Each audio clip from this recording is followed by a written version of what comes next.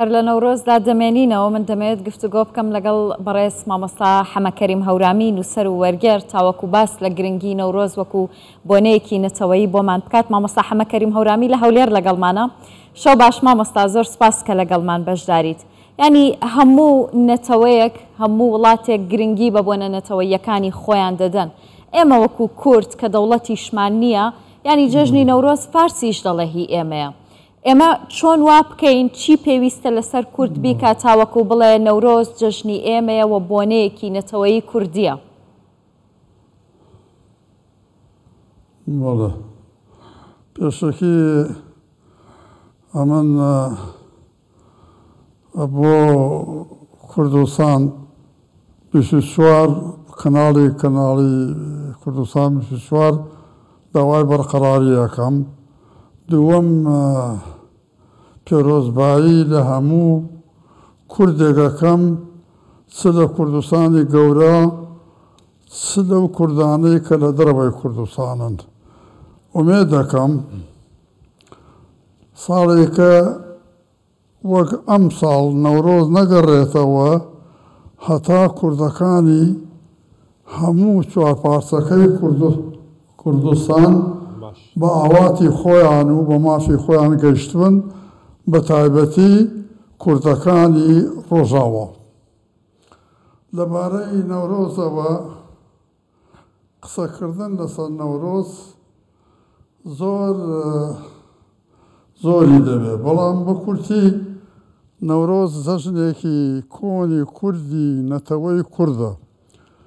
هەر لە کۆنەوە لە زمانی میتانیەکانەوە تا گاتە زمانی میدەکان، هەتا گاتە ئەم سەردەمە، ئەم جەژنە لە ناو دڵی ملەتی کوردە هەر بووە و هەر گڕی داوە و هەر ملەتی کوردی هانداوە بۆ ڕاپەڕین و بۆ خۆ تازەکردنەوە.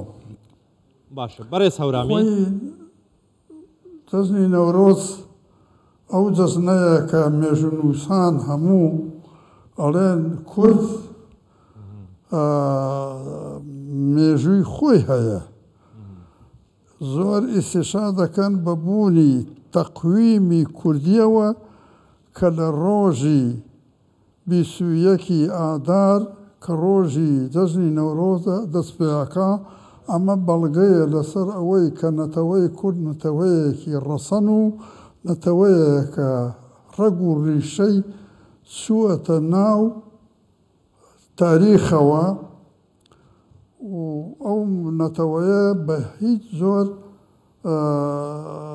کەس ناتوانێت بیتوێنێتەوە و کەسیش ناتوانێت دەرەقەتی بێ ئەو کوردە هەر ئەمێنێ و ئەو نەتەوە هەر ئەمێنێ کە ئەوە مێژووی بێت. باشە بەڕێز هەورامی، ئەمە سەبارەت بە نەورۆز، ئەمە سەبارەت بە مێژووی نەورۆز بە یادی منە ئەهێنێ.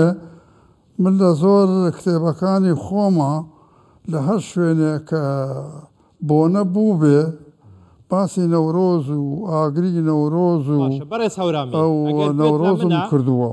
بەڕێز هەورامی، ئەگەر گوێت لە منە لە جەژنە نەتەوەیەکان سەرکردایەتی سیاسی کورد پەیامیان هەیە. نەتەوەی کورد هەموو ملەتی کورد لەو ڕۆژە ئاگر ئەکەنەوە و شایی ئەکەن. لەو ڕۆژەدا تەبیعەت سروشت عەرض بەرامبەر زەوی بەرامبەر بە ڕۆژ کە ڕەئسەن ڕائەوەستێ، لەو ڕۆژە وەرچەرخانەیەکی تر ئەکا، پێڵێن وەرچەرخانی بەهاری. 21 دەرەجە لار ئەبێتەوە، ئەوتر وردە وردە لەو ڕۆژەوە ڕۆژ بەرەو درێژبوون ئەدا و شەو کوردە بێتەوە. ئەمە بەڕێز هەورامی، ئەگەر گوێت لە منە دەنگم پێ دەگاتێ ئەمە سەبارەت بە مێژووی نەورۆز و سەرساڵی کوردی، ئەگەر لەبارەی ئاشتەوایی سیاسی و دوورخستنەوەی ناکۆکیەکان قسە بکەین، تا چەند تا چەند جەژنە نەتەوەیەکان بووینەتە بنەمای ئاشتەوایی لە نێوان نیشانەی شارستانیەت و ئەژیاری ئادەمی زادە. لەو ڕۆژەوە ئادەمی زاد فێری ئاگرکردنەوە بوو، ئاگری بەکارهێنا لەو ڕۆژەوە پێخستووەتە ناو یەکەم پلەی بەرزبوونەوەی شارستانیەت. لە هەموو شوێنێ ئاگرەکە ئەکرێتەوە. جاران کۆنەپەرستان دژی ئاگرکردنەوەی مامۆستا ئەگەر گوێت لە دەنگی ئێمەیە بۆ ئێمە گرنگە هەندێک پرسیار ئاراستەی جەنابەت بکەین. ئەگەر گوێبیستی دەنگی ئێمەیت هاوکارم ئاباس پرسیارەکەت ئاراستە بکات. گوێبیستی دەنگی من بوو. زۆر باشە. بەڕێز هەورامی باشە ئەوە دەربارەی مێژووی کورد و نەورۆز بوو. سەبارەت بە ئاشتەوایی سیاسی ئایا چۆن جەژنە نەتەوەیەکان بکرێنە بنەمایەک بۆ ئاشتەوایی سیاسی و دوورکەوتنەوە لە ناکۆکیەکان؟ ئیسا نەورۆز کراوە بە یەکێک لە نیشانە هەرە گەورەکانی بزوتنەوەی ڕزگاری خوازی نەتەوەی کورد. نەورۆز لە ڕۆژی نەورۆزە کورد یادی ڕاپەڕین ئەکاتەوە. ڕاپەڕین تازەبوونەوە بۆ ژیان. ئەگەر جەژنی ملەتانی تر دامرکانەوەی مرۆڤ بێ لە شوێن خۆیە، بەڵام جەژنی نەورۆز هەڵنان و هاندانی مرۆڤە بۆ تازەکردنەوە و بۆ ڕاپەڕین، بۆ ئیشکردن، بۆ سەرلەنوێ بەکارهێنانەوەی هێز و توانە کە هێز و توانە ئیسپاتی وجودی ئینسانەکە کە هەر ئەمێنێ و کە هەر توانای هەیە هەنگاو بنێ و بەرەو پێشەوە بڕوە. نەورۆز بۆ ئێمە کارێکی گەلێ گەورە جگە لەوەی کە ئەوە جەژنە ئەیکەین، بەڵام ئەوەیە کە ئیسپات دەکا بۆ ملەتانی تر کە ئێمە خاوەنی ئەمە زۆر گرنگە. مامۆستا حەمەکەریم دەمەوێت ینی باسی ئەمە بکەین کەلتورەی کورد. لە چەند ڕۆژی ڕابردووە سەرۆکی حکوومەتی هەرێمی کوردستان نوێنەرایەتی 90 وڵاتی جیهانی بان کرد بۆ ئەوەی کە بەشدار بن لە پێشوازیکردن لە نەورۆز. چەند گرنگە کە ئێمە بە وڵاتانی دنیا بڵێن کە بۆنەیەکی نەتەوەیی وەکو نەورۆزمان هەیە. خۆی بە کەکردنەوەی نەورۆز لە هەموو شوێنێکە، نەک هەر لە کوردستانی باشووراکەیسە نیمچە ئازادیەکمان هەیە و بۆ ئازادی خۆمان نەورۆزەکەین. لەو کوردستانانش کە قەدەغەیە قسەکردن بە کوردی لەوێش تەحەدای ئەو نیزام و سیستەمانە ئەکەن کە منعی نەورۆزەکەنەوە. ئەمە بەڵگەی هەرە گەورەیە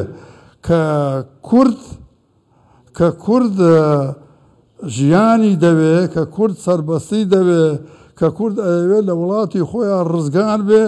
نەورۆزی کردووە بە وەسیلەیەک، بە بۆنەیەک بۆ ئەوەی کە خۆی تازە بکاتەوە و خۆی ئامادە بکە بۆ خەبات و بۆ بەرخودان و بۆ تێکۆشان، بۆ ئەوەی بگا بە مافەکانی خۆی. سپاس بەڕێز هەورامی. ئەمە لایەک. بەڵێ زۆر سپاس بەڕێز حەمەکەریم هەورامی، ئەمە لایەک نویسەر و وەرگێر لە باژێری هەولێرێ تودگەلمە بۆی.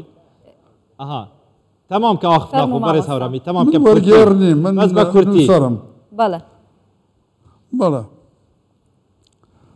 هەر لە کۆنەوە شاعر و ئەدیبانی ئێمە کۆن هەر لە کۆنەوە لە زمانی زەردەشتەوە هەتا ئەگاتە ئێستا ئەو شاعرانەی کە ئاسەواریان کە هاتوۆتە دەستی ئەمە هەموو باسی نەورۆزیان کردووە کە نەورۆز جەژنێکی نەتەوایەتی نەتەوەی کووردە.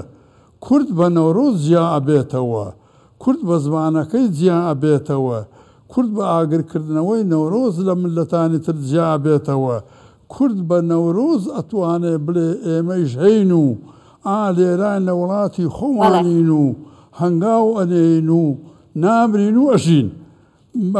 لێرە من حەزەکەم پارچە شعرێکی مەولەوی شاعری گەورە کە لە 16 دێڕ پێگاتووە 4 دێڕی ئەخوێنمەوە لەسەر نەورۆزە. زۆر باشە، فەرموو مامۆستا. کاڵێ هەوای زمست بیخوێنمەوە یانە؟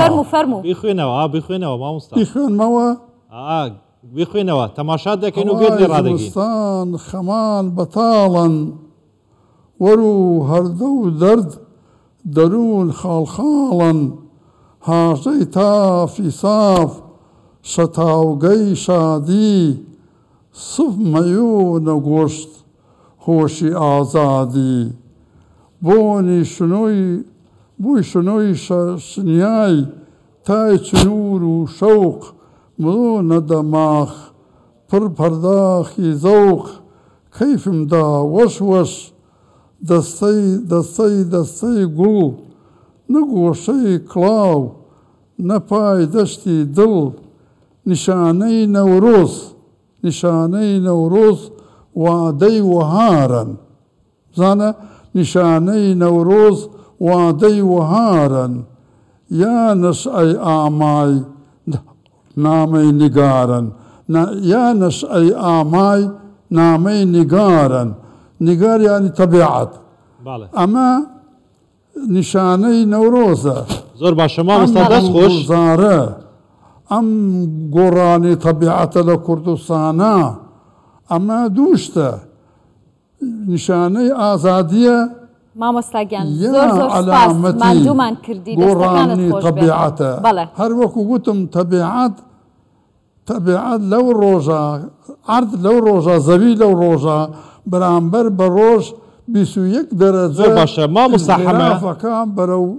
حەمەکەریم ئەم بابەتە قسەی زۆر هەڵدەگرێتن هەوڵ دەدەین بۆ ڕۆژانی داهاتوو بۆ دەرفەتی دابێ ئینشاءڵڵا قسەی زیاتری لەسەر دەکەین. زۆر سپاس بەڕێز حەمەکەریم هەورامی نووسەر و وەرگێر و لە باژێری هەولێرێ گەلمەدا بۆ گەلێک سپاس. هیڤیا تەمەند درێژێ بۆ تەتخوازین، هیڤیا تەندروستیەکە باش بۆ تەتخوازین. مەڵێ وەرگێر من وەرگێر نیم. دەخوازە لێبوونیتکەن و هەوڵ بەنوویسیە. من وەرگێر نیم، من نووسەرم نزیکی 50 کتێب مؤلفاتی کتێبم هەیە. وەرگێرنێ بۆ تەتخوازین جێ شاناسی بۆ وڵاتی کورد گەورەیە. زۆر سپاس. زۆر سپاس مامۆستا.